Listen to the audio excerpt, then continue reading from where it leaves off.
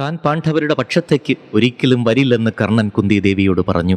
അത് കേട്ട് കുന്തിദേവി ഏറെ ദുഃഖിതയായി. കർണൻ വീണ്ടും കുന്തിദേവിയോട് ഇപ്രകാരം പറയുകയാണ്: അമ്മ എന്നോട് ക്ഷമിക്കണം. അമ്മയുടെ വാക്കുകൾ അനുസരിക്കുവാൻ എനിക്ക് നിർവാഹമില്ല. പക്ഷേ അമ്മയുടെ ഈ വരവിന് ഒരു ഫലം ഞാൻ ചെയ്യാം. യുദ്ധത്തിൽ അർജുനനെ അല്ലാതെ അമ്മയുടെ മക്കളെ ആരെയും ഞാൻ വധിക്കില്ല.